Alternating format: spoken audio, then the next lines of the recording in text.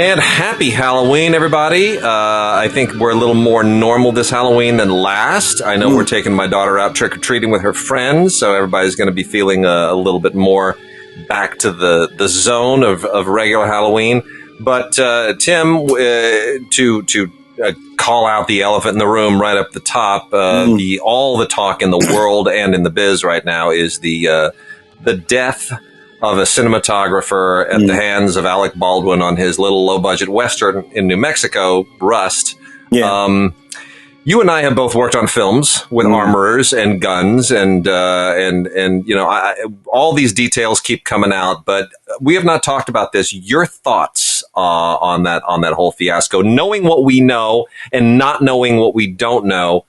Your thoughts? Well, and we have, and our good buddy who we always talk about on the show, Sherman Augustus, has been involved in a number of major productions. He and I have talked about this, you know, that requires guns and of all sorts. Sherman's always playing sheriffs and cops and army guys and that. So he has been engaged in this business for a long time, and me and you too. And of course, you and I as journalists, we go back to the days of at least the Brandon Lee event. Yeah, sure. You know, we were working journalists in the business when that happened, and in all of the news around that and how it happened and everything that, and even before, you know, I actually remember the Eric Van Hexum thing back about 1984, I think it was you know, before that's right in the business, but I remember. Yeah.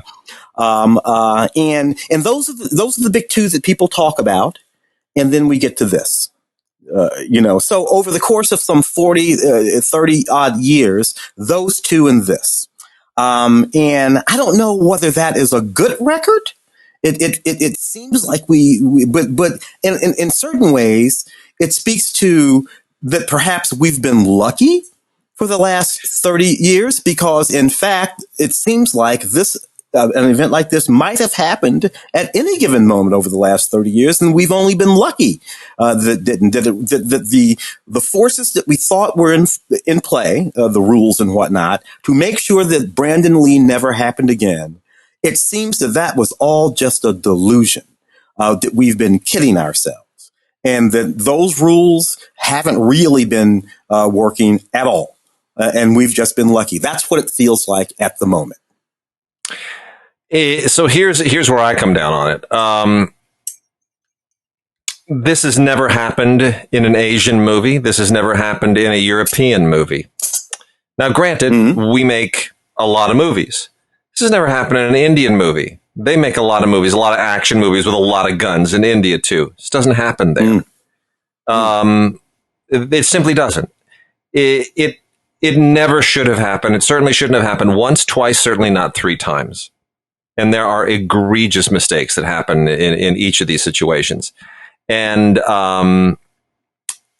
you know, we're going to find out more where those mistakes were. But I think part of what's going on here, I mean, I think, you know, with our little short Refugee from last year, you know, there were like 2 gunshots in that thing off camera, right? And those still had to have an armor and plexiglass, and, you know, everybody had to, like, it was treated very professionally. The armorer handles the gun, demonstrates that it's empty to everybody, then puts it in the hand of the actor who has seen that it is empty, the AD who has seen that it is empty, or that it's properly loaded, and then the scene is executed with protection, with distance, with plexiglass, and then the armorer retrieves the weapon and stores it away from everyone else. I mean, there's a real process here. We're finding out that process was not respected in this production, but the question then is why? Because it wasn't respected in the other 2 cases too. And I think it comes down ultimately to, I mean, look, John Woo, consider how many rounds have been fired on John Woo movies and not a single person has ever been injured. And that's a Hong Kong business, right? I mean, Jackie Chan practically killed himself doing stunts, 20 times.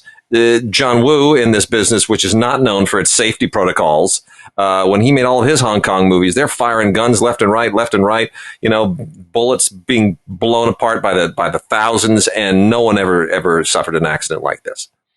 It ultimately does come down to negligence and laziness, and I think it's a certain kind of negligence.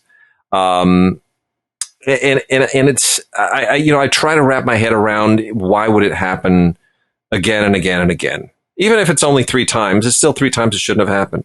And all I can come up with is that we have a different mindset in independent filmmaking and independent television making here, which is that we are supremely concerned with cutting costs.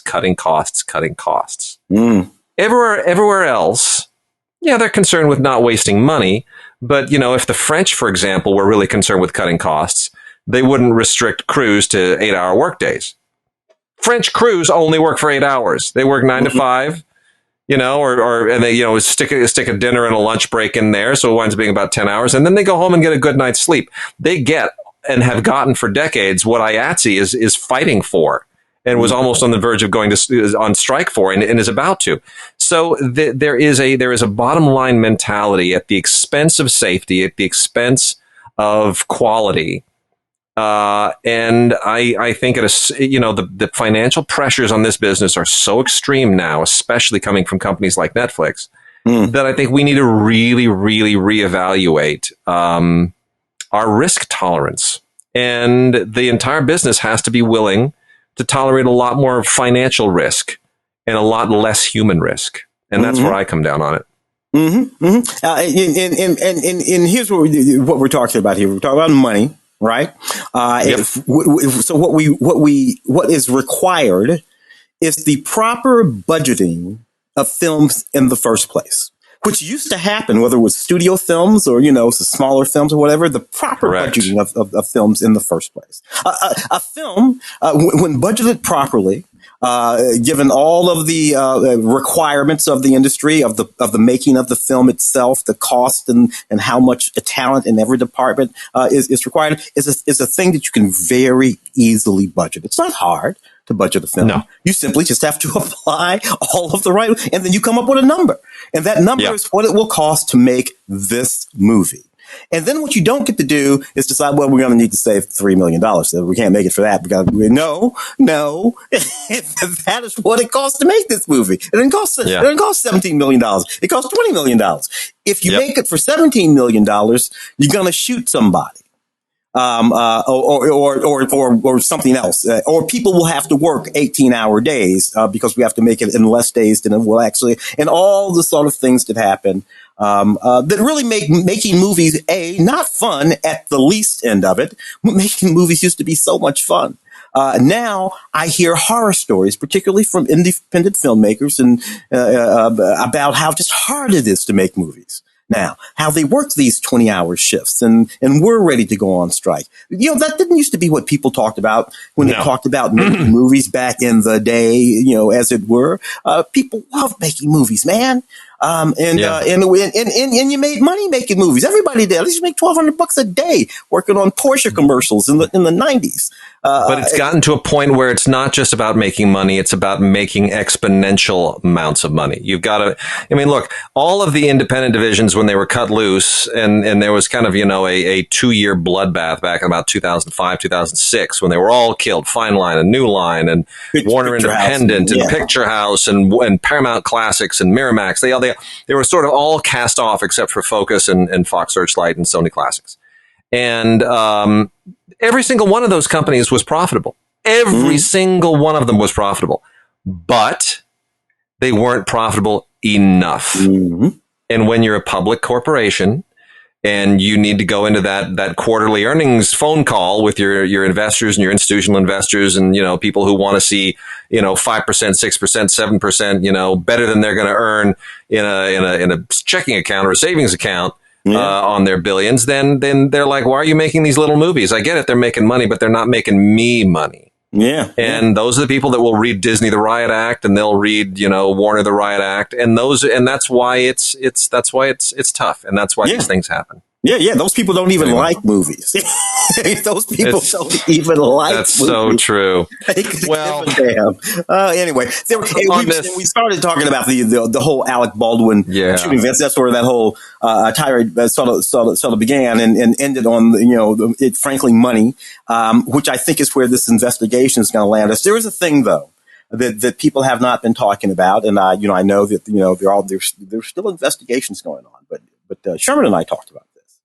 And Sherman said, look, to be honest, he has never in all his years of making movies with guns pointed a gun at anybody on the set of a movie and pulled the trigger that wasn't the person that he was supposed to be shooting in the scene. And he's only ever done it while he was in the scene. If you understand what I mean, if Sherman has pointed a gun at a person and pulled the trigger in a movie, it's because they were shooting the scene, and that's the thing he was supposed to be doing. And even then, he says, you never really point the gun at the person in the scene that you're shooting at anyway. You never do. The camera angles and all. It's just like a fight scene. The gun. You never actually point the gun at the person that you're shooting at. You point the gun's pointed 3 feet this way or 3 feet that way or above their head or at the dirt or whatever. So even in the scene, you're actually never pointing the gun at a person. Anyway, he just told me that and pointed that out. And I don't know. There you go. That's it. Well, it's an awful tragedy. It's just awful all around, and we'll see where it goes. We just have to wait it out and see where it goes. Yeah. Well, let's get into Halloween stuff. Right off the top, I want to make mention to everybody of this amazing book that is now out. Guillermo del Toro, the iconic filmmaker, and his work. This is unofficial and unauthorized. They put that right on the book, but it comes in this amazing, cool sleeve, the slip cover. Tim, check this out. This is a beautiful hardcover book. This is beautiful. I can't wait to show this to you in person. It's really, really great. I mean, it's pretty much a walkthrough of all of his films to date. But you get a lot of great behind the scenes anecdotes and stories, makeup effects, visual effects. It's really great. Does it make it up to I just saw, I guess he's just he's an executive producer on Antlers, which is the one that's out this week. And one of those Wendigo movies, does it go that deep? Where does it it kind of comes up. So it leaves off with his new film, Nightmare Alley. Oh, okay. It comes right up to Nightmare Alley, which has yet to be released. We've only seen trailers, but that's where it comes. It comes right up to Nightmare Alley. Wow. And it's wonderful. It talks about his inspirations, and you have concept art. It's just a really, really nice. I mean, you got to be a Del Toro fan to really want to have this, to give it to somebody. But man, what if you are a Del Toro fan? It's just great. Now, again, as someone who collected Kubrick books by the gallon once upon a time, I will tell you, when it's a working filmmaker, I wound up like, damn it, I've got to upgrade all these books because they don't include Full Metal Jacket, and then they didn't. Then I upgraded them, and then they didn't include Eyes Wide Shut. At a certain point, you just sort of have to say, I'm going to wait till he's dead.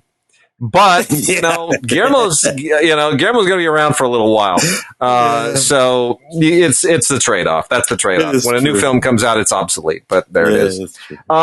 Anyway, let's start off here. Let's talk about the 4K stuff. We got some great 4K stuff. I Spit on Your Grave is out in 4K, if anybody can believe that. I know, it's right, like kind of the ultimate original feminist revenge film. Yeah. It has been imitated and knocked off time and time again, never very effectively. This is just the one that did it first. It's the one that did it right. It's still a hell of a film. It's a great exploitation film. It just doesn't pull its punches. Has a terrific audio commentary with Joe Bob Briggs, and another audio commentary with Meyer Zarki, the director, and tons of other stuff. This is a 4K scan from the original camera negative, and it's pretty great. It's pretty great. So you're definitely going to want that for Halloween on 4K. We also have the original Universal Classic Monsters Icons of Horror Collection, Dracula, Frankenstein, the Invisible Man, and the Wolf Man. Yeah. All in 4K. Looking pretty good. I'll tell you, Frankenstein transfers really nicely. All that James People Whale. forget that Universal was Blumhouse before Blumhouse was. That's right. It sure was. The monsters came from Universal. Yeah. Which is fantastic. Yeah, I mean, it's I'll say this: the James Whale really nailed it. Frankenstein is still a good looking film. Some of the others date a little bit, but Frankenstein is just is rock solid. Scream, the original Wes Craven Scream, Miramax, that's now out on 4K through Paramount, which is licensed. They are now part owners. I think they own like 48% or 49% of the Miramax library. So we're going to start to see a lot of Miramax and Dimension films coming out from Paramount. Hopefully they do right by it. 4K Ultra HD of Scream. Tim, how do you feel like Scream ages today? Does it still hold up? The original actually is pretty solid, and that second one, Scream and Scream 2, is one of those. Is one of the few sets of films where the second one actually turned it up a notch. It did. Yeah, sure. So I kind of think that's pretty good. I think they got what would it be? It wouldn't be a reboot. I guess it would be yet another sequel coming up here with Nev and Courtney Cox and next year. So who would have thunk? We'll see how that goes. Well, this has the original. 20 years later, there you go. 25 years. 25 years later. Oh my God. Crazy. This has the original commentary by Wes Craven and Kevin Williamson on it, which is pretty great. Plus featurette behind the scenes Q&A. Looks really good. I don't know if it looks 4K good, but it looks really good. Demons 1 and 2 from Synapse in a special limited 4K UHD edition. Gobs of extras here, like so much. If you're not a crazy fan of Demons and Demons 2, there's really no point. I am not a huge fan of Demons. I mean, these movies were, this was like Romero knockoff time, right? I mean, this is sort of early mid-level zombie stuff, kind of post Romero, but pre-current Walking Dead zombie stuff. I don't know, man. Were you a fan of these things? No, not really. That's the first one, like 1985, right? Something like that. Yeah, it was something like that. Yeah, and then there was a second one that was a little bit more American, and that was, I remember that being kind of fun. Like a year or two later, there's a whole bunch of them. But yeah, no, I mean, there's kitsch to it, but tons of extras, interviews, and featurettes and music videos. There's a ton of stuff here. Kind of it's 80s kitsch if you're into it. What about that Silence of the Lambs? What more could they have provided us on this classic 1991 film? Here's the thing with Silence of the Lambs, and there's been some controversy online, and I took a look just to see if I could discern the problem. First of all, the extras are all pretty much the same. Tim Lucas does this really good audio. This is from Kino Lorber. Tim Lucas does a really good audio commentary on here. A lot of stuff you've already seen before, featurettes and deleted scenes and outtakes, and these are things that have shown up in the past. I would not necessarily discard your Criterion DVD. Hang on to that, because that's still going to be a must own. But you can complement it with this. But here's the thing: this was criticized because some people said that the materials that they got from Studio Canal had an improperly the color space on the first reel or so for about the first 20 minutes was not correct. So there's something wrong with the color space in the first 20 minutes, and then everyone's skin tones change. Look, I looked at this thing on my beautiful Sony OLED television with me sitting like 2.5 feet away. I didn't really see it. So maybe there are some people out there with crazier, color space vision than I've got. I didn't really see it. But this is a thing online. A lot of people whining, a lot of people moaning, the Kino people kind of standing up for their transfer. Look, keep the DVD. Excuse me. But complement it with this. It's still, the movie still holds up. I mean, it's iconic. It's iconic. Yeah, and it's kind of about the movie, I mean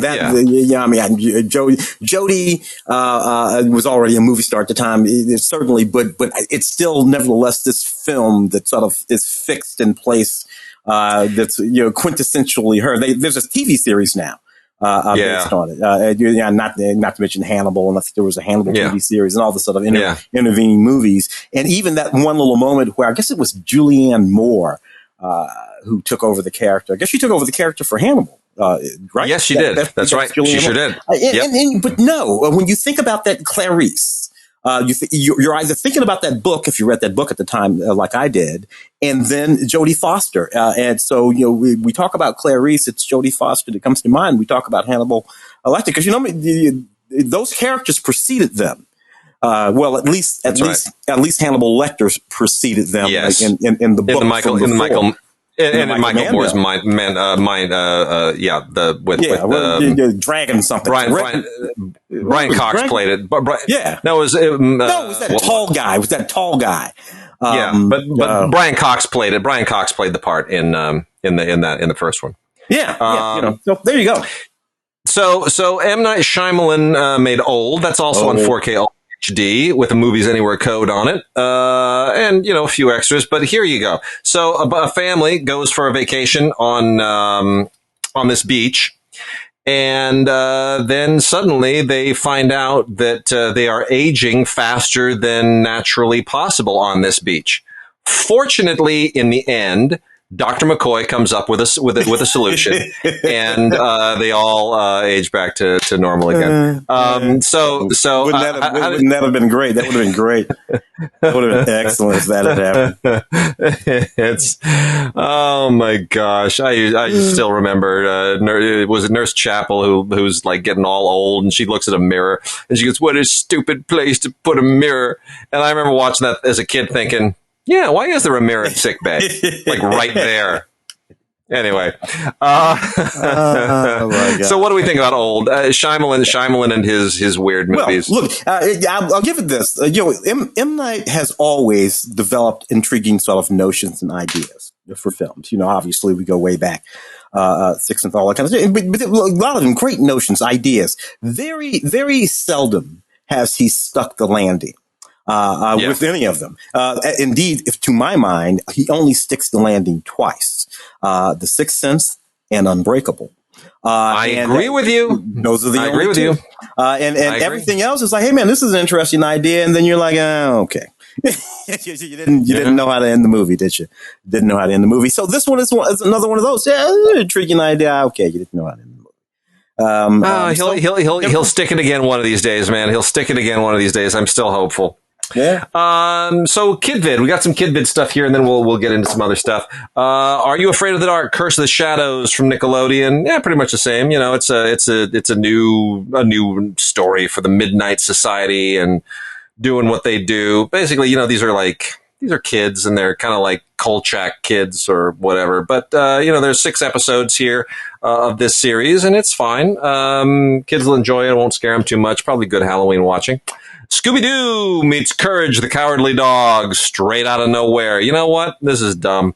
This is new Scooby-Doo, which is it's not good like old Scooby-Doo. I don't know what this weird Ren and Stimpy freaking Courage dog is, but it doesn't belong in my Scooby-Doo. New fans who aren't addicted to the original Scooby-Doo probably enjoy it, but whatever. That's not my Scooby-Doo. The Wiggles, for really young kids, Halloween party. This won't scare anybody. It only scares me because it's just, I'm so beyond all this really remedial stuff. I'm glad my daughter's outgrown all this. Look, it's the Wiggles doing a Halloween thing. I don't know what else I can say about it. Night of the Animated Dead is a Night of the Living Dead adaptation that is done in an animated style. It's kind of pseudo anime-ish, I guess. Movies Anywhere code on here. You can add it to your digital locker. Does it work? I don't know. I don't know that there was a reason to do Night of the Living Dead animated. I'm not quite sure who the audience is. I'm watching it and I'm thinking I'd kind of rather watch the original Night of the Living Dead. Yeah. So I don't know. I don't know whose idea that was. Here's what I do think if we're talking about animated and KidVid stuff, this is a great one actually for Halloween, is part 2 of Batman, The Long Halloween. Ooh. Which is really great. It's good, solid animation, great artwork. Batman has always had kind of a Halloween vibe anyway, and they pick all the right villains to kind of pump that up. Scarecrow and Leprechaun, and they really kind of pump that up. A lot of Arkham Asylum crazies running mad. Really solid. If you got the first half, add this one and make a Halloween of it. And then lastly, this is cute. Little Vampire. Little Monsters, Big Adventures. Not scary in the least, but really fun animation. This is French animation, and that tells you everything. This is about a little vampire who's never really grown up. For centuries, he's only been 10 years old. And if we could hear our audience right now, I think Tim, I think the whole audience would go, "Aww," all at the same time. So anyway, this is just about a little vampire kid who just wants to grow up, and his parents won't let him leave, and it's projecting all of those kinds of little kid anxieties onto just a little vampire for Halloween. It's done really, really fun. It's very, very sweet, and it's you can listen to it in the original French, and it's even cuter. That's crazy. All right, and that's on Blu-ray and DVD. Yeah. So let's step on something else. I dipped down into the cult, because Halloween. Yeah. And plucked out some, mostly just because I love their titles. So I plucked out Night of the Bloody Apes, 1969. Yes. Which is dig the scene that's happening in this film in 1969. A guy has to save his son's life, so the kid needs a heart transplant, so he gives them a gorilla heart. I'm like, I don't think that's gonna work out. Anything interesting coming along with any of these titles down here in the cult films? Yeah, there's a ton of great bonus features on that one actually, and it's fun gore. It's good gore from VCI. There's a great commentary track by Travis Crawford, who is kind of an expert in the genre, writes for a lot of different magazines and whatnot. There's a video essay, and it gives you a real good genre context. I love the half man, half beast, all horror. The taglines are great. We also have a bunch of stuff from Severin. Severin's good genre title company. A lot of good genre stuff. They've got Cannibal Man, which is so gloriously cheesy and gory. It's just it's hilarious. I mean, it's basically a Psycho movie. A guy goes completely nuts, but it's got the artwork is great. It's just absolutely great. So Tim, there's the artwork. You see that? It's a guy with a cleaver right into his head. You could never put that on a. Isn't that just sick? Hell yeah. That's perfect Halloween stuff. You can't even do that in the actual movie. No, you can't. We got I Spit on Your Grave again on Blu-ray, as well as the sequel, which a lot of people didn't know existed. I Spit on Your Grave, Deja Vu. Same director, Miyazaki, which is not very good. Really has no reason to exist. But because there was renewed interest in the original, they went and did. Just 3 years ago, they did another one. I Spit on Your Grave, Deja Vu. I don't know what Zarki's been doing since, but clearly he's still around and willing to do it. A lot of animal themed stuff in here. We've got Day of the Animals. Oh yeah, which is the two films. Grizzly is the original one. Day of the Animals is the sequel. But Grizzly is just basically, it's not that scary. It's a, fighting grizzly bear movie. It's like Jaws with bear. Day of the Animals really, really steps it up. And these are also both from Severin on Blu-ray. Day of the Animals steps it up. It kind of does. It's sort of like what Aliens was to Alien. That's what this is to Grizzly. It multiplies everything.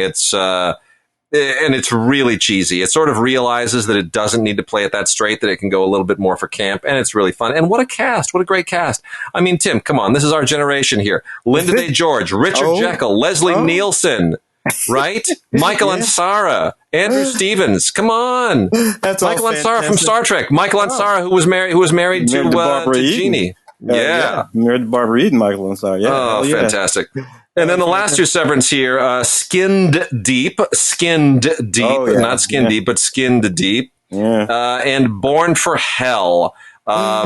These are kind of, both middling, I guess. I guess Born for Hell might be the better one. This is a French-Canadian film from the mid-70s. It has there were a lot of these films about guys coming back from Nam in the 70s. Yeah. You're buried inside all kinds of other genres back then. Yeah. I mean, this is, French-Canadian exploitation cinema is interesting. It is legitimately a thing. And I think this kind of feels a little bit like it's taken off from Taxi Driver, like it wants to be a gorier, bloodier Taxi Driver with less budget. But anyway, that's Born for Hell from director Denis Héroux. And then Skinned Deep, well, I mean, what can I tell you? This is like, this was made probably like not quite 20 years ago, early 2000s. Yeah. I mean, it's gory. It's got Forey Ackerman, who was, of course, in our Schlock documentary before he passed. God bless him. He shows up in a cameo in this. You could get him for a cameo in any damn thing. Yeah. I don't know. This is just it just feels sort of needlessly freakish for no particularly good reason. But it's Halloween. If you're not going to watch it on Halloween, when are you going to watch it? Trauma films. We got Night Beast and Honor Killing. Tim, is Halloween a good time to watch a trauma film, do you think? Well, look, Night Beast. Look, I love the sort of description that they give. It's very short and to the point and absolutely true. A creature from outer space lands in a small town and starts killing people. That's it. That's like, what's going on? That's it. That's exactly what happens in this movie. It's an ugly creature, and classically practical in the way that all trauma films are. People in ugly masks, terrible makeup effects. Yeah. Honor Killing, of course, it has no qualms about being. It's so funny. The little taglines that they put on these things. For example, there's one on the back of the box. It says the first Grindhouse movie for feminists.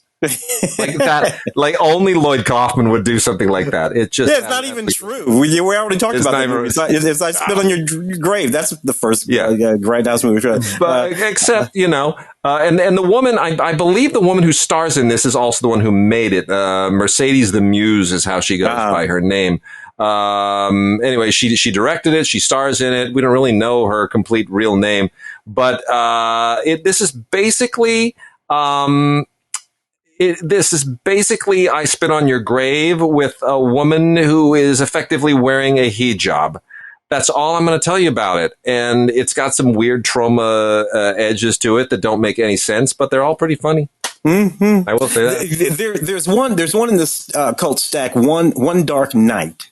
Yeah, and from 1982, and I remember this film. It was straight up, and so it's one of these films where a young girl must spend the night in a mausoleum. But the young woman is Meg Tilly.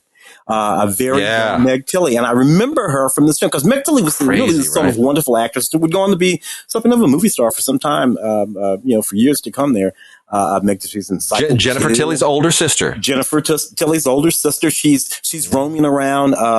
What's that movie with all the movie stars? William Hurt and the Big Chill. That's right. Young Meg Tilly roaming around that and Psycho 2 and a bunch of other things. And in this movie, not only did you get Meg Tilly, but when you work your way down the list of just folks in the movie, you get Kevin Peter Hall. Kevin Peter Hall was this very, very, very tall African-American actor who was most famous for playing the Predator in the original Predator films. He's the guy in the Predator suit. And every now and again, he would show up in other things. For Larry Carroll, who was a TV anchorman here in Los Angeles when I first got here. Adam West from the old Batman series from the 60s in this movie. So it's just one of those movies where when you roam through the cast, you see all of these people and you're like, oh my God. Anyway, I forgot they were in this movie. I love those kinds of games. Yeah.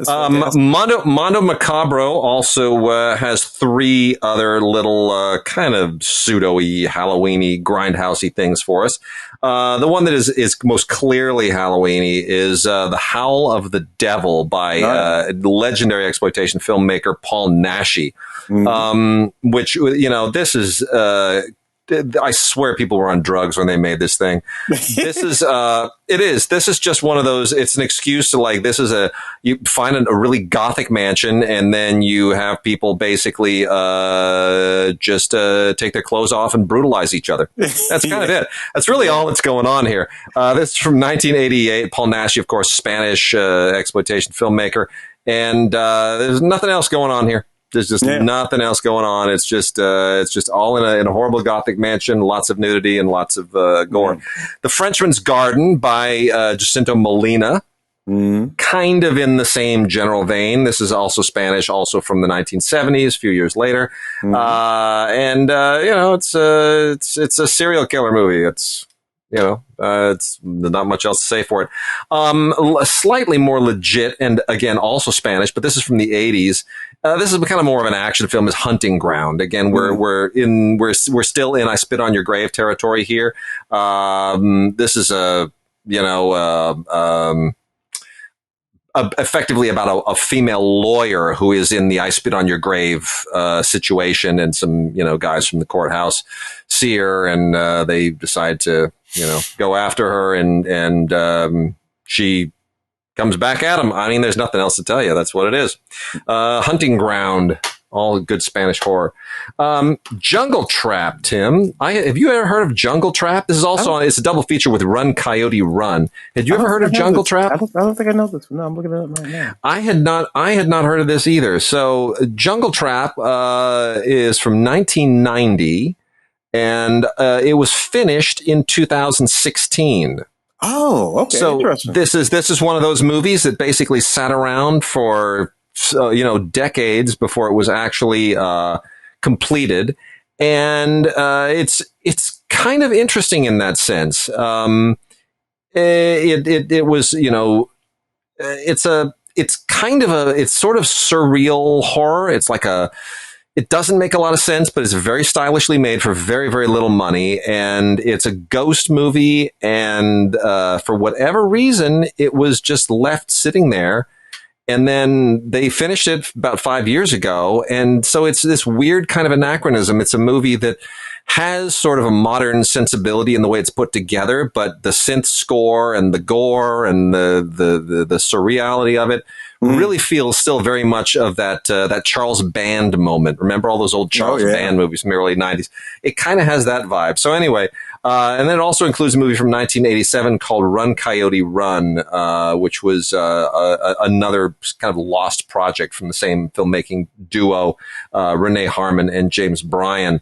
Not terribly interesting. It's kind of crazy. It's got, nothing really makes sense. It's like cops and cult people, and it's a little bit crazy. The last two here, Vinegar Syndrome films. Didn't watch much of these, but they are generally highly regarded as cult films. Rush Week and Last Gasp. Rush Week is, it's one of those. I mean, the title tells you it's one of those sorority fraternity deals that kind of in the slasher vein of the 80s movies that are all about sororities and fraternities and misbehaving teenagers and college students. It's of the type. It's not really, doesn't really transcend it. And Last Gasp has some very, very cool stuff in it. Some very, very high style to it. Higher. It's a little above, a few grades above what it normally would be, and a lot of that's part of having some good actors in it. Robert Patrick, before he did Terminator 2, is in it, and some good production value for a low budget film like this. So it all that's got kind of a Native American ghost angle to it, a little bit like Poltergeist. So there you go. Interesting. What shall we do? Some of these arrows. Let's jump into the arrow titles here. All right, including let's see, the Deep Red, which is Dario, of course. Doing what he does in the giallo vein. I don't know what comes there if you have it handy there. What anything interesting that comes? So I would have put this in the 4K pile because it's 4K, but it's also Arrow. So we decided to leave it with the Arrow titles. I am not a Dario Argento fan. But that said, this is an awfully good looking movie. They did a really, really great job with the 4K transfer. This includes both versions of it, the original 127-minute Italian version and the 105-minute international version. Both transferred from superb elements. Both look absolutely beautiful. They are terrific in the 4K transfer. Really, really very, very rich. Dolby Vision on here is just absolutely to die for. HDR10 is the way the color space works out. It's really, really sharp. It's beautiful. Dario's films, if nothing else, they are good looking. They're really, really well photographed. Lots of rich blacks and colors and good contrast. There's a new audio commentary on here by Troy Howarth and Nathaniel Thompson that is, I think, probably interesting. There's an archival audio commentary by Thomas Rostock, who's an Argento expert. If you're an Argento fan or a fan of the movie, it'll be hugely interesting. The collector's booklet I found much more interesting, actually, than the film. I like looking at the booklet. So there's always that. But, yeah, I mean, it's, is Deep Red the ultimate, Giallo movie, as they say in the notes? I don't know. It's kind of a standard Argento movie. No, Suspiria. Yeah, there you go. Suspiria, right? That's the ultimate. Yes, I see this Katzman a box set there. Sam, oh man, is a less well known sort of schlock producer of horror movies, all kinds of movies, really. Out of the 30s and 40s and 50s, not quite as well known as some of the other guys that we talk about, Arkoff and others. But he was one of those guys from that period. He was. And, it's funny. So I was hoping, I'll just divulge this. I was really hoping to have an interview for this show. Yeah. So a friend of mine is Ferdy Grofé Jr. Ferdy Grofé Jr. is the son of the great composer Ferdy Grofé, who was like a contemporary of Aaron Copland. That wrote a lot of the same kind of stuff. These wonderful Western suites. You would totally know his music. Famous American composer. His son, Ferdy Grofé Jr., was a very successful kind of low-budget independent filmmaker in the late 60s, early 70s. Made some great movies like Day of the Wolves and shot a lot of independent films in the Philippines, war movies. And Ferdy, who's a real character, and he's still kicking around, and he is no spring chicken. But Ferdy started as, and he will tell you this, an idea man for Sam Katzman. Oh. Ferdy is an amazing raconteur. And when I first met Ferdy, I sat at lunch with him for 3 hours, and it was just story after story after story. And I was hoping to get him on the phone and, talk to him for half an hour and let him spin some of his tales. Have not been able to do so, but he's older. I'm cutting him a lot of slack here. We'll get him one of these days. But he would tell these amazing stories about doing stuff for Sam Katzman, and it was very much an Arkoff kind of a thing. You're just spitballing all day and every day and just shooting things around, and it's a great kind of an education for a young filmmaker.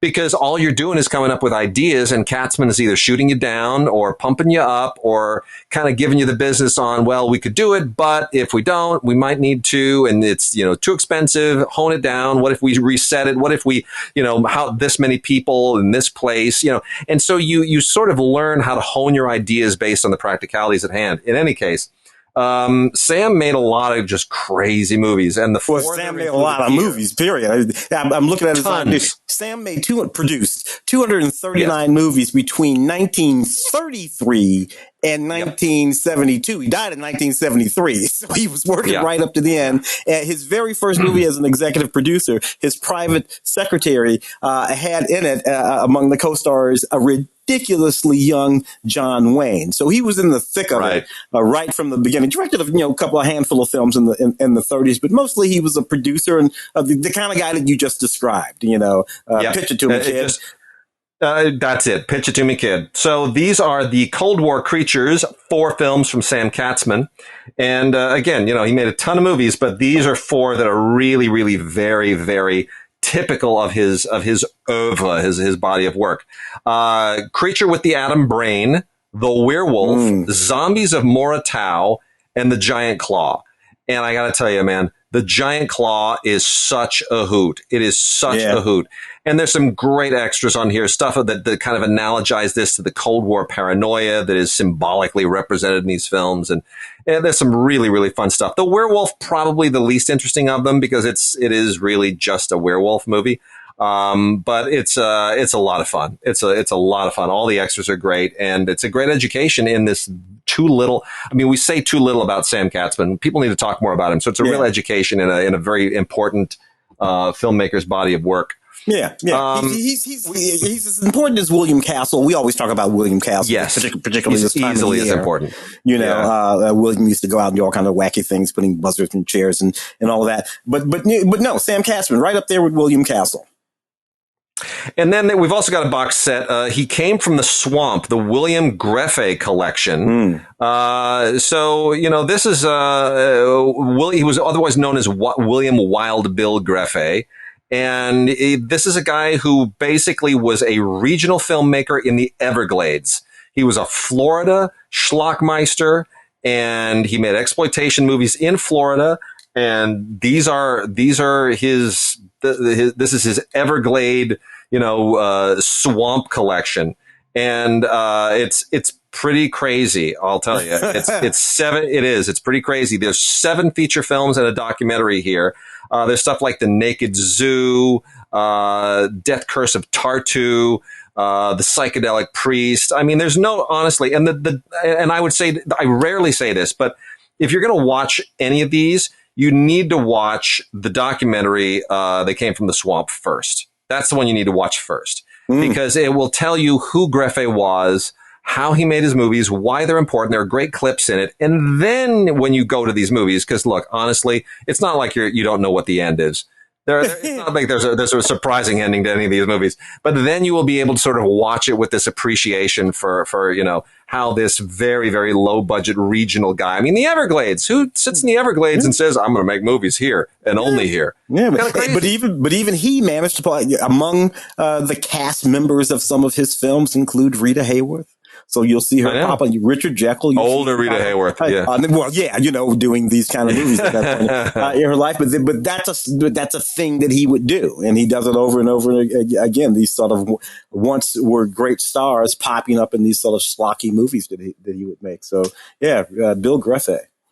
So, Tim, we got another 4K from Arrow here. Children of the Corn, the original Children of the Corn, Stephen King, Children of the Corn. Boy, I remember this movie was so divisive when it came out. Peter Horton and a ridiculously young Linda Hamilton. Right. That's the one we're talking about from, what was it, about 84 or something like that? Well, something like that, right? I wonder if it was Linda Hamilton. If it's 84, that's also Terminator. So I wonder which one we got first. I wonder which one actually hit screens first. Terminator or this did. I think this did. I think this beats it by about a year, something like that. I mean, it's a hell of a transfer. It really is. I mean, the movie didn't look this good when it was projected, and I saw it projected at the time and hated it, really hated it. But I know people who loved the book and didn't like the movie. And gobs of extras here. I mean, it's just loaded with extras. It's like Criterion level stuff. There's interviews and audio commentaries galore, and there's even Stephen King being interviewed by Donald Borchers, the producer. I mean, it's just there's hordes of stuff here. But again, it comes down to the movie, and it looks so good. But I watch it, and I still think that this is just. It doesn't work. Did you read the book? Because I know, it was big in your house. So is the book, I mean, how does the movie compare to the book? The movie still doesn't work for me. Not much at all, really. But that was again. Bridget read every single one of the. I should buy her all the hardbacks of all of those books, and that was one of the ones that she said. It just has nothing whatsoever to do with the book. Kind of in the way that really, if you watch The Shining, the movie, the original Shining, because it is the original. Kubrick's is the original adaptation of the book. Yeah, not even close. But of course, the X number of years later, Stephen King would redo that and direct himself, and he was very close to his own book, but it made for a terrible movie. A version of The Shining that hewed closely to the book. So there you go.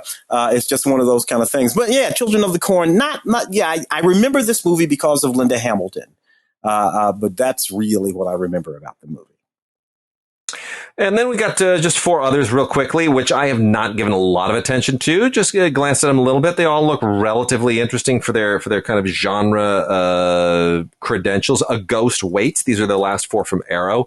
A Ghost Waits, which seems to be kind of a pretty fun, traditional haunted house story with some kind of funny edges to it. A slasher serial killer movie called Death Screams, which doesn't really seem to do much that other movies haven't done, but it that's also from Arrow, so it must have some kind of a profile. Which threshold is that? In that little group down there, does it happen to be the old one with Donald Sutherland? Which one? Death Screams? Threshold. Oh, Threshold. Yeah, Threshold. Which one is it? Threshold. There are 1,000 movies called Threshold. I was just wondering if it's the Donald Sutherland one. This is, let me see, because I did not actually watch any of this one. This was the one that I did not get to. This is from Powell Robinson and Patrick R. Young, who made a movie called Bastard in 2015. Does that ring a bell? No, not the one I was thinking of. The Threshold I was thinking of is just 1980 whatever. Yeah, film. And Donald Sutherland is in it, and Jeff Goldblum, and Michael Lerner, and all these old actors, John Marlon. Well, and I thought it might be that, but it sounds like a different film. Oh, well, no, this apparently is shot on this is a newer film shot on iPhones. It's shot in like in 12 days on iPhones with like 3 people. That's what it's supposed to, it's like a thriller, which it sounds interesting, but I saw the like shot on iPhones thing and I was like, I can't prioritize that. Just can't go there. And then, let's see, Death Screams, pretty standard issue, slasher movie. And then the last one, Brotherhood of Satan, which, I watched for about 15, 20 minutes. And it's fine. It's, small rural town, Satanists, scary children, all the usual stuff. It's kind of, it's somewhere kind of between Rosemary's Baby and, what are the movies about this, the creepy, kids? The Children of the Corn? Oh, no, not Children of the Corn. I was thinking of the creepy Village of the Damned. Village of the Damned. Yeah, it's kind of like somewhere between that. Anyway, it's one of those movies. It's not great, but but again, it's one of those. Strother Martin, 1970. Strother Martin. You can't. I mean, L.Q. Jones. All these sort of faces that we grew up watching way back in the day. They're fantastic. I love all that stuff, man. Let me rock through some of these newer titles. Again, I cannot vouch for most of these because did not have the time to watch each and every single one of them all the way through. But there's a lot of stuff here that looks like it probably has some good scares for you. I will comment as I hit the ones that I was able to vouch for a little bit. We've got one here. This is called The Night. This is from IFC Midnight. And this is a Farsi horror film, a Farsi language horror film, if you can believe it, which is that alone is kind of cool. Director Karush Ari got he's an Iranian filmmaker, and somehow he made this here and was able to get it released in Iran, where movies like this are taboo in the first place. I mean, it's not a great horror film, but I think the fact that it's in Farsi and that it has these kind of international credentials certainly make it more interesting than you would expect. So it's called The Night. We've also got one called Initiation, which is, it's got yet another, it's a unit Pledge Week, right? It's another horror, a sorority, fraternity deal. And, there's like a murderer and it's got, the usual, Initiation, Pledge Week, Initiation, Rush. They're all kind of the same. Yeah. Another one here called Kindred by Joe Marcantonio. Relatively good cast in this one. Acting is pretty good. It's an obsession movie. Hallucinations, a little bit of Rosemary's Baby stuff going on. I mean, I watched a few minutes. It seemed compelling. I might get back to it. Let's talk about The Conjuring 3. Tim, how do we feel about the third installment of The Conjuring? Well, that first movie, 2013 or so, I actually deeply appreciated that movie. I did too. I did too. Good stuff. Particularly, they had these sort of like actors with some gravitas in your Patrick Wilson and Vera Farmiga and all that kind of stuff. By the time you get to The Conjuring 3, I think I'm kind of all conjured out. I am too. There you go. Yeah, with all I am that kind too. of stuff. But that's true with a lot of these movies. We're working on like the 7th Paranormal Activity movie, dude. I know. Well, the thing here is that. Come on. They still are trying to find the real stories of Ed and Lorraine Warren and turn them into movies. And the actual incident that this one is based on is nothing transpired even remotely like what happens in this movie. I mean, it's so loosely based on. Yeah. So they're really stretching now.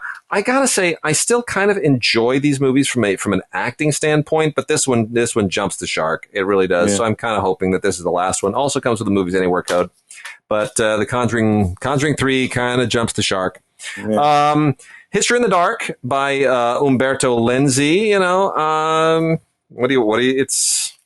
It is what it is. It's a hitchhiker and one of those movies. It's from Vinegar Syndrome. It's a little bit of an American exploitation film, a little bit of giallo because the director is a giallo director.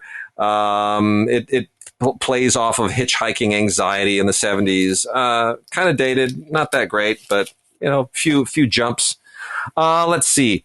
A Shudder original, Fried Berry. This is by Ryan Kruger. This is a little bit like this is an alien movie with a lot of really nasty edges to it, alien abduction and all kinds of really ugly gore stuff going on. I guess it seems like it's more shock than anything. I got that sense. I just watching a few minutes of it. I was like, okay, it's just trying to shock the hell out of me. You know what's really good is The Awakening. Did you see The Awakening? This is legit. This is legit. Nick Murphy. It's kind of set around. It's set during World War I, right after World War I, when ghosts and just that sense of loss was everywhere. And it's really, really sort of it kind of felt like The Others. You remember that film, The Others? Totally. Absolutely. It lives right in that space. Rebecca Hall, Imelda Stein, really, really good actors. Dominic West. So that was a pretty good movie. Yeah, I like this a lot. I think it's creepy and eerie, and it's beautifully shot. Really good. That's from Cohen.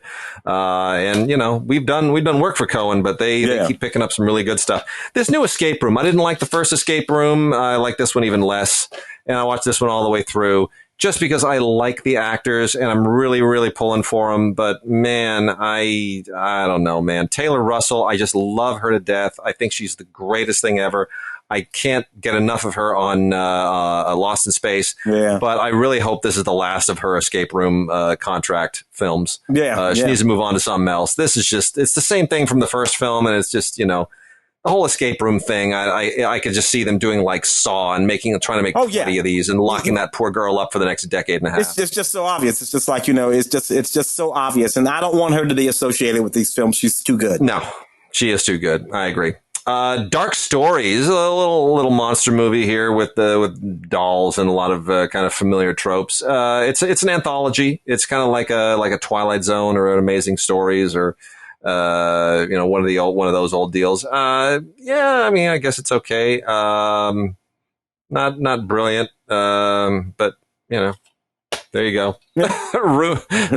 Some of these I just can't say anything about them. Room 9. You'll never stay anywhere else. That's all I'm going to say about that one. 10 minutes to midnight is more just kind of phantasmagorical gore and craziness. It's about a punk rock disc jockey who is bitten by a bat at work, and that winds up kind of turning her whole radio station life into it gets weird. Leave it at that. Funhouse. A movie called Funhouse, you know it's not going to be fun. You know it's going to be all a lot of torture. a lot of these have to do with putting a bunch of people in a room or a place, They're or Saw. wherever they are. It's Saw. They're also, and then we're just going to mess them up. And there it is. It's a lot of that. It's just Saw. That's exactly what it is. It's Saw. Basically, it's Saw. It's a lowbrow Saw. Nothing else. Nothing really worth paying attention to with that one. But if you like the genre, go for it. Knock yourself out. Let's see, Jurassic Hunt. That's all about, got a whole dinosaur vibe to it, lowbrow dinosaur vibe, kind of on the Corman level. Mm. Queen of Spades gets a little bit satanic, and it's kind of Candyman-ish. You can sum it up. Yeah, that's it. It's monsters being summoned, or demons being summoned through rituals and whatnot. Dark Spell. That's more ghosts and people who the other, when you're separated from the other world, it's that whole deal. Yeah, I can't give you much more detail on that one. Only saw the beginning of it. Didn't seem that interesting. Japanese film here that I thought was actually very interesting, from director Takashi Shimizu, who has been a kind of a central figure in J-horror. Howling Village. Thought this was very interesting. I've gotten a little bit tired of J-horror, to be honest, kind of burned out on it. But this one kind of, I was like, okay, maybe I should kind of revisit the genre again at some point.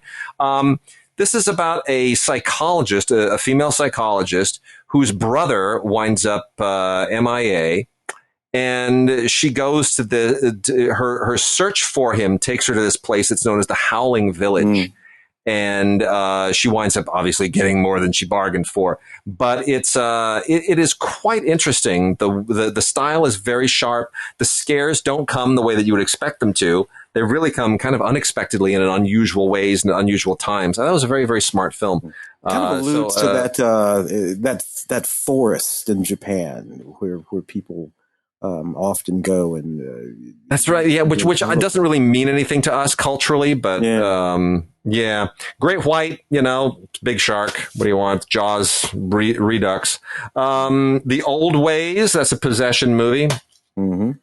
Bad Candy, I didn't watch any of because they wanted it too badly. Bad Candy showed up. Seriously, Bad Candy showed up in a big old box with like a lot of spray painted crap that got my hands dirty, and I had to clean it up off the counter after I opened it. And it came with like a bunch of candy in it, which also had spray painted red crap all over it. And the whole thing was really messy. I'm not going to eat this. I'm not going to eat this. I have to wash my hands, and I'm really kind of pissed off that you wanted to review that badly. This is from Dread. It's got Zach Galligan in it, which is a plus, but there was no way I was going to watch this. It all takes place in New Salem on Halloween, and it's about a bunch of radio DJs and dealing with the myths of the town, and I guess there's some ghosts or something. But my hands got dirty, so I didn't watch it.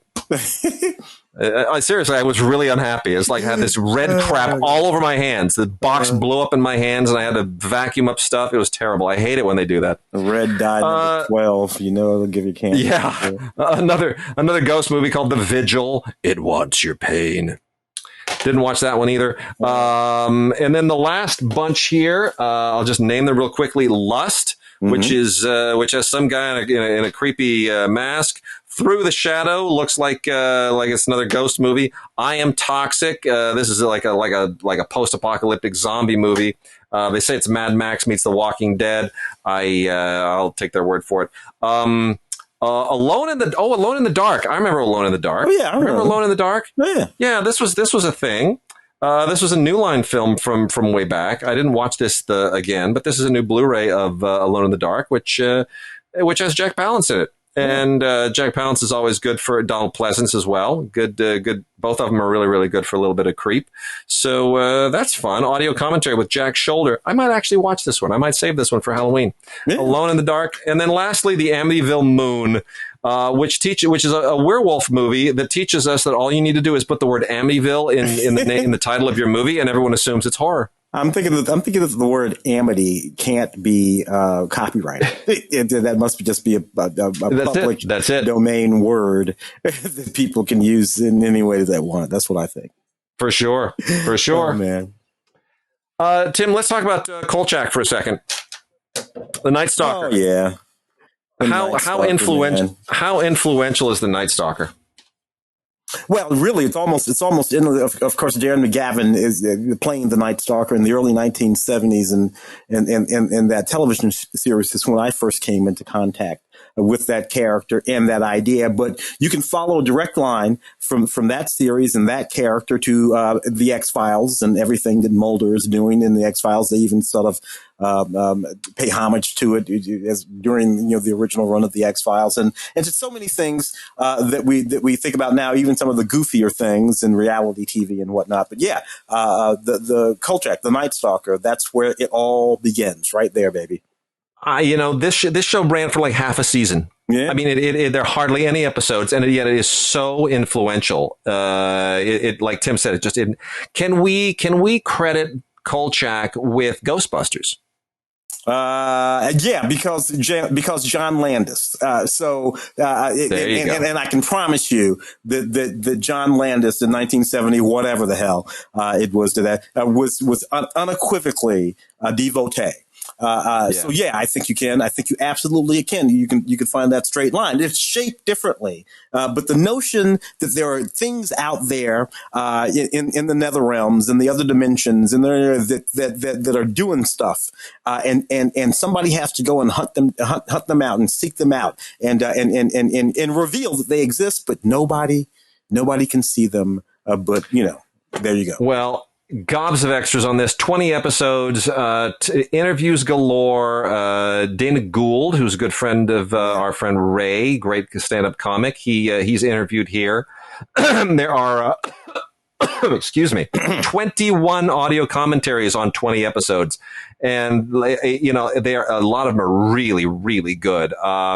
It's kind of amazing. All the guest stars that popped up on those 20 episodes, too. Man. I mean, Jim Backus, Phil Silvers, Scatman Crothers, Tom Skerritt, for crying out loud. Yeah. William Smith, who was doing everything back then, Dick Van Patten, Antonio Fargas, who was doing Starsky and Hutch right about the same time. Yeah. Jamie Farr, who was doing MASH right about the same time.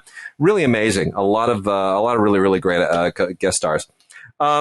The Stand, as long as we're back on Stephen King. So The Stand is out now, both. Well, that's what's interesting. So we have a Blu-ray of the new Stand. Okay. With Whoopi and everybody else. And then we have a double definitive 2-series collection on Blu-ray that includes both versions, both Stands. Oh, wow. So I have only a vague recollection of the original Gary Sinise job. And then I watched only a little bit of the new one, which just wasn't doing anything for me. I know people love the freaking Stand. I know they just go nuts for it. Not my vibe, but I'm going to ask you, as you were married to the all-time Stephen King expert, where do we stand on both Stands? It took Bridget 10 years to get me to read that book. That book is very long, 1,100 pages. I know. And I read that book, and you get to the end of that book, and a thing happens at the end of that book that made me so angry. And because I was really sort of wrapped up in what was going on in the book. And then the book ends, and like a lot of Stephen King, sometimes they end in just the most infuriating ways. And then here comes these movies. And I got to tell you, the movies are not even as good as the book. But in a way that's really sort of infuriating because, there's a lot that's going on in these movies, and there's a lot of dense story that's being laid out, and all of these sort of characters in this sort of Stephen King sort of way. But if the denouement, if the thing that it's all about isn't absolutely mind-boggling, it just doesn't all add up to anything. So I get it among Stephen King fans that it's big sort of epic novel that's super duper important, like The Lord of the Rings or whatever. But it's always been really super frustrating for me. That's the final word for me. Man. Elvira's Haunted Hills is an Elvira movie from 2002. And here's the thing. Cassandra Peterson's still around. She's still kicking hard. Yeah. I love her to death. I love Elvira, even though it's a total ripoff of Vampira. And I would take a chance here to plug our buddy Ray Green's follow-up to our Schlock documentary, Vampira and Me, which is a superb documentary. That's worth watching. But you know what? I really only enjoyed Elvira when she was commenting on crap. When it was like the Mystery Science thing. When we'd come out of the movie and she would just make fun of it and show some clips, and then we get back into the crappy movie. I don't think she holds down a movie on her own very well. No, don't need 80 minutes of Elvira, even in that little outfit with the, no. It needs you being quirky and snappy, and then we go back to the movie. Yeah. And then also on television here, we got some docs. We've got Dark Shadows and Beyond, the Jonathan Frid story, which is a really, really interesting doc about the Canadian-born actor who played Barnabas Collins on Dark Shadows for 6 years. And, still, I mean, I have every episode of Dark Shadows, and I love it. I think it's just it's the all-time great soap opera. Yeah, but people forget that was a soap opera. People forget that was an afternoon right there with Guiding Light and Days of Our Lives and all of that kind of stuff. And a lot of production value. A lot of production value going back and forth in time and the past and the present. It was very ambitious. Dan Curtis really kind of just bit off an enormous amount. And I love the reboot of it with Ben Cross, too. Oh, yeah. Sorry, that only lasted half a season. Yeah. That's actually very, very good. A great addition to your Dark Shadows collection. Then we also have the Monster collection, the Frankenstein complex, and 12 hours of amazing bonus material on this thing. This is effectively two different documentaries in one. It's Phil Tippett, Mad Dreams and Monsters, and the Frankenstein complex. Phil Tippett, Mad Dreams and Monsters is all about Phil Tippett, who, of course, is one of the great creature effects guys of all time. And the Frankenstein complex looks at all the other guys who do, monster makeup and all that kind of stuff. So that's the Monster collection, the Frankenstein complex, and Phil Tippett, Mad Dreams and Monsters, if you're a makeup effects person. And then the last here on the TV end is the PBS documentary Exhumed, A History of Zombies, which is actually quite fun because zombies are actually not just a movie thing. They're a literary thing. There are legends of them. There are reports of real zombies. So this gets into the whole kind of Haitian one of those zombies. Yes. Yeah, very interesting. Very interesting. We're getting down to the end here, Tim. I was diddling about in some of the classics because there's some classic horror down in there, including House of Wax. The newer House of Wax, I think this one is the one from about 2005 or something like that. And I remember when that film came out because Paris Hilton is in it. And Paris Hilton she was running around with those Kardashians, but she was like the famous one at the time. At that particular period with all this kind of people. She came out in this movie, kind of Jean, Colette, Sarah, and all this kind of got beat up a little bit. Oddly, because I've seen this not too terribly long ago. I don't know why, but you know what? Paris Hilton wasn't bad in this film. She was actually pretty good in this film. She's not bad in any. She leans into her persona. She's fine. She's fine. Yeah, absolutely. And I completely forgotten that Jared Padalecki, who went on to be in Supernatural. He's one of the brothers. That long running series, Supernatural. Jared Padalecki is in this film, and Chad Michael Murray is in this film. This film had a few people running around, and it was not as bad as we made it out to be at the time.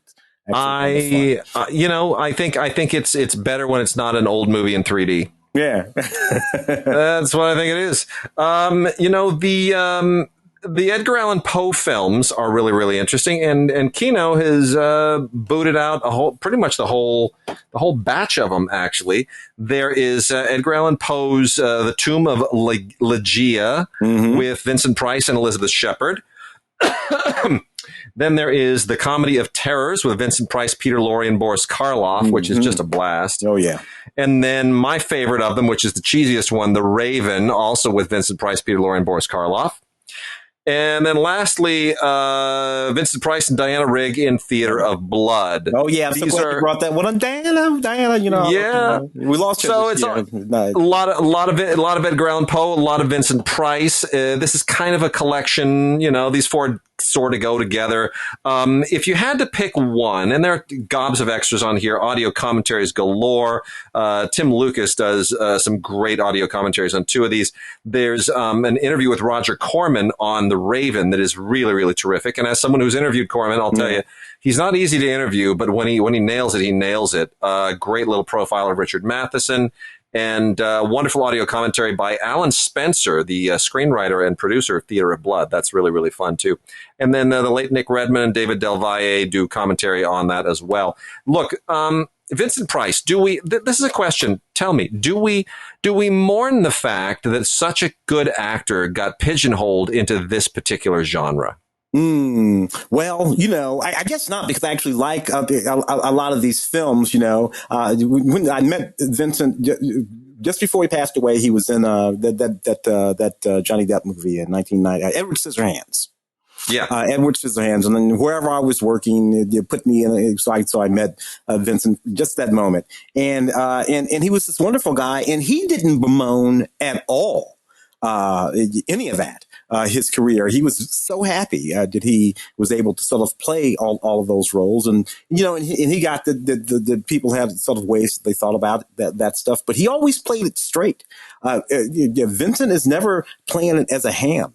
I particularly like Theater of Blood. It was sort of a early middle 70s kind of thing, and he's playing the Shakespearean actor. And it's sort of, it's just really, really, really sort of great. So, no, I don't think Vincent, bemoaned, the work that he did. I mean, even he even got to play that guy in what was the Michael Jackson music video way back in Thriller. He got to, and everything. Yeah. That's being ingrained into the culture in a way that he would not have been had he just been this sort of straight, dramatic actor who was the guy that as he began his career. When he began his career, he was just a sort of straight dramatic actor. But no, we wouldn't be talking about Vincent Price the way we do if he had just stuck with that. I don't think so. So we got a few others from Kino. The Mad Doctor with Basil Rathbone is quite a lot of fun. This is not quite a horror film per se, but it's a psycho film. Basil Rathbone plays a guy who he's a doctor who basically marries and then murders his patients so that he can take their inheritance. And it's got some really creepy edges to it. Some great performances. It's a very unusual part for Basil Rathbone, but it's a good little 1940s genre piece. Yeah. We also have The Screaming Woman with Olivia de Havilland, and Joseph Cotton, which is, it's Olivia de Havilland in the 1970s. She's basically just trying to keep working, directed by Jack Smite. Not great, but it kind of, it's early 70s, so it has that weird kind of creepy Rosemary's Baby vibe going to it, a little Polanski kind of vibe. Mm-hmm. Similar thing from 1973 is Scream Pretty Peggy with Betty Davis getting really long in the tooth and wearing way too much makeup. Yeah. But still, I kind of dig those old gals from back in the day. I know, right? You know what? Not gonna hang it up. Betty Davis. I like that. She would roam around Batman for good. Everything. Not gonna hang it up. I'm still swinging. And so, there's something I kind of appreciate about that. Yeah, and this was made for TV too. You got to keep in mind this was made for TV, and you're like, that's kind of creepy for TV in the early 70s. Yeah. And then from that exact same period, 1972. Also made for TV is The Victim with Elizabeth Montgomery. Who, look, Tim, I don't know about you, but all you need to say to me is there's a movie with Elizabeth Montgomery. Oh, man. That's it. Man. I'm done. Picture, you're talking about the 60s and the 70s, and frankly, until the early 80s, forget about it. She was just, oh my God. Her and Barbara Eaton shaped my entire understanding of what I come to believe beautiful or sexy or whatever it is. I agree. Astounding. I agree. Could not agree more. We're tossing a little Marianne there, just to be fair. Yeah. Well, anyway, it's a suspenser, and it all takes place on a single night, and it's just it's a woman in jeopardy movie, but it's Elizabeth Montgomery. Come on, hang it up. It's great. Let's see. Got just a few more here. Let's talk for a second about Friday the 13th. Because we got a Blu-ray set here, 8 movie collection on Blu-ray and digital. which includes remastered versions of the first 4, if that even matters to you about Friday the 13th. But in any case, it's Friday the 13th, 8 movies in one collection. Is there enough difference between these 8 movies for anybody to want to have all 8? Yeah. Like if you just ran the first movie on a loop, would anyone know the difference? Which movie you're in at any given moment. I don't know. The only thing that I find funny is that Friday the 13th, the final chapter, right? The final chapter. Yeah. That movie came out in 1984. You know what it wasn't? It was not the final chapter. Because they were in 1985, 1986, 1988. Yeah. They just completely ignored the title of the 1984. Well, of course, because the final chapter was followed by A New Beginning. A New Beginning. There we go again. So it was followed by Jason Lives. By the time it gets around to Jason Takes Manhattan, they know it's just a joke. They know it's a joke. They can't take it. They can't take it seriously anymore. But hey, look, I mean, if 8 movies, if you think you can tell the difference, hey, knock yourself out, go grab it. It's in a nice red keep case, all 8 movies. You can put on a loop on Halloween and scare the neighborhood children. Film Detective has a couple of old classics here in special editions, which are both worth a look if you kind of like old-time genre-y movies. Film Detective does a lot of really nice stuff. These are all newly transferred to Blu-ray in 4K from the original 35mm elements. And the first one is The Amazing Mr. X with Tron Bay. Yeah, this is kind of a cool little movie that's not overly well known, but I think it's pretty cool. Tron Bay was a very interesting actor, a Turkish actor who worked in Hollywood.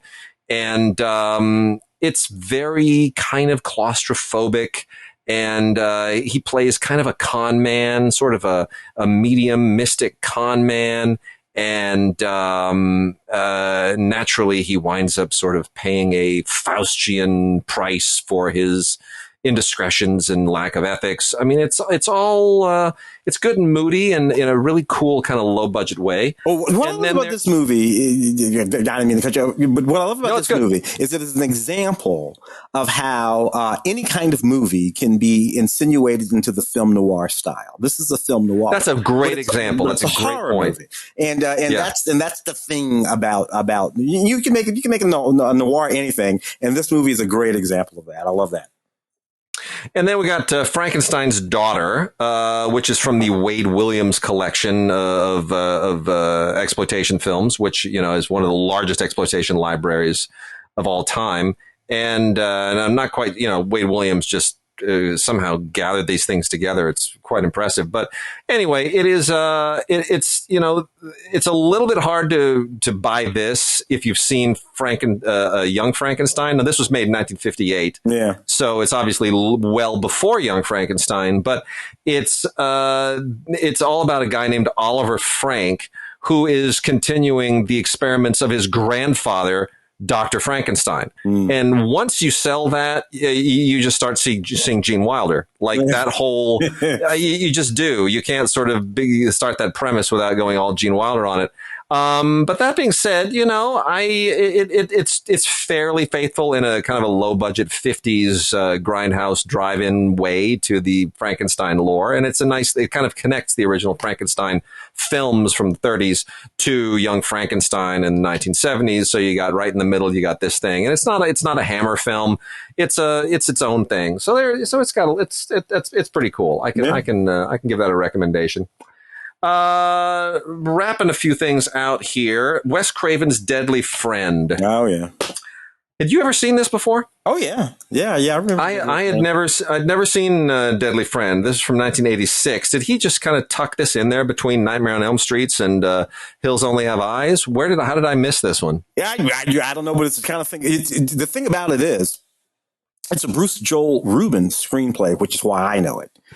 Because Bruce Joel Rubin, Ghost and whatever from way back in the day. This is one of his earliest sort of films adapted from a novel. But Bruce wrote the screenplay, and of course it was an early Christy Swanson movie. Christy Swanson, of course, would go on to play the original Buffy the Vampire Slayer in the movie. That's Buffy the Vampire Slayer. So anyway, that's all. Why it was sort of like bumping around in my head from back in the day.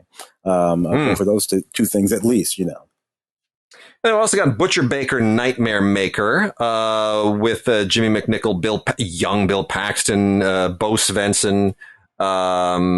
This is from Code Red. It's not bad. We got a couple here from Code Red, which is they distribute through Kino, and they do a lot of great old movies.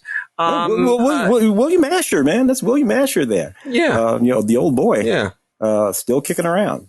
It's not bad. Because he's another one of those guys we talked about. Katzman, and who? Castle. It's both. William Asher's another one. Yeah.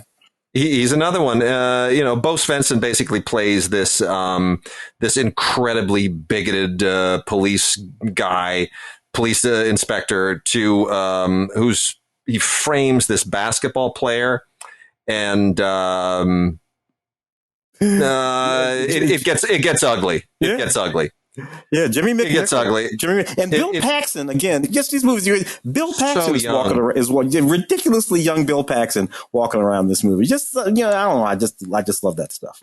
I used to see Bo Svensson every once in a while in the market. And it was always first of all, he's like 6'4", 6'5". He's huge. He's just big and tall and strong. And he's one of those guys who can do this. And I'll tell you who else did this. Apollo Creed. Carl Weathers. I'd see Carl Weathers doing this too. These guys would wear like yoga pants in public. and it's like, that's how you know you're a man. That's how you know you're a serious man. Because Carl Weathers, Bo Svensson, putting on like tight yoga pants. It's like you truly have got to have, first of all, no gut, and you have got to have the posterior and the hams to pull that off like a man. You got to look like a football player, right? You got to look like a football player wear those pants if you're going to wear that in public. Anyway, I would see Bo Svensson wearing that in the market. And I remember the first thing that would go through my head was always, "Hey, Ivan, did you see the sunrise?" That's the only thing that would ever go through my head. I love it. So that's a little Magnum PI reference there for people who know what I'm talking about. Oh, yeah. And then that's my Magnum right there, that guy. Oh, that's my Magnum. Trick or Treats, plural, with David Carradine, Steve Railsback, and Carrie Snodgrass. Also from Code Red. Whatever. This is like one of those crazy mental institution movies. It's kind of silly. It's a little bit campy, but I get it. It's Halloween. Knock yourself out. Have some fun with it. David Carradine didn't make anything serious after 1975. It's all completely until Kill Bill, and then we got until Kill Bill. Yeah, real serious for 2 movies. Look, Paul Bartel shows up in this thing. That tells you how serious it is. It's pretty ridiculous, but it's got an audio commentary that's pretty fun. I will say, Steve Railsback, I also can't watch him in anything because I was an extra on Alligator 2, and I was sitting like 5 feet away when he just could not remember his damn lines. It was unbelievable. By the 15th take, I knew his lines better than he did, and he couldn't remember them. It was unbelievable. Steve was brilliant. What was that movie? The director that one movie that he was absolutely brilliant in. He was amazing in The Stuntman. The Stuntman. Stuntman was terrific. The Richard Rush film, with Peter O'Toole. I mean, amazing. That made him. Yeah. The Watcher and the Skeleton Key, with James Spader and Marissa Tomei and Keanu Reeves in The Watcher, all of them very young. Kate Hudson in the Skeleton Key. Neither of these movies is worth a damn, but the actors are fun, so maybe you'll have fun with them. Lastly, Tim, the only 2 I'm going to really heartily recommend for Halloween. These 2. This is my highest recommendation for the week. One is The Silent Hunchback of Notre Dame, starring Lon Chaney. The Incomparable. This is from Kino Lorber on a license from Universal. I just don't know that there are many better films ever. This is an amazing film. I still love it. It's absolutely amazing. And then we've got Christoph Gans' The Brotherhood of the Wolf. Great French film. Christoph Gans has never made a better film. And this is just absolutely great. It's not quite a Halloween-y movie. It's kind of more of a Raiders of the Lost Ark-y kind of adventure movie, but I still love it. It's got a monster in it. It's got martial arts. It's kind of like a Western set in 19th century France and, Napoleonic era France. It's really, really fun. I love this movie. I think Vincent Cassel is great in it. I think Mark Dacascos playing the this like Native American character who's taken over to France by his buddy Samuel Le Bihan, and he's like does this amazing martial arts stuff. I mean, this whole movie is just a lot of fun, and I just cannot recommend it highly enough. I think this is the one you got to check. I cannot believe this movie is 20 years old already. I did the junket for this movie. It's already 20 years old. All right. Well, anyway, that's the one. Fantastic. That's the one I would watch. You're just going to have a blast. It's a little bit Halloweeny, but it's not too Halloweeny, and it's really good. Brotherhood of the Wolf. All right. With that, Tim, have a great Halloween. Yes. As you say, it feels like things you're taking. What kind of trick or treating you guys do? Local door to door? Are you going to an event? We haven't totally decided yet, to be honest. We're actually tonight, as of this recording, we're headed out to see the live performance of Nightmare Before Christmas with Danny Elfman and Paul Rubens and the whole gang. So Billie Eilish is doing one of the parts. So we're gonna go check that out at the Bank of California Stadium, and that's gonna be a whole lot of fun. Otherwise, for Halloween itself proper, my daughter wants to go trick or treating with her friends. She's never actually done that. She's only ever been chaperoned by us. So wherever her friends want to go, I guess that's where we're going, and we haven't decided yet. But we're going. Yeah, just to stake it out and keep an eye on it. It's a community thing, right? Neighborhood. It's neighborhood. But you guys actually live in that kind of there are a few places. There are like 3 or 4 places where people really do their houses up right. So we're gonna go to one of those. We just haven't figured out which one yet. All right, sounds great, David. Right. Sounds great. Give everybody a hug, and everybody out there, have fun with your Halloween goodies.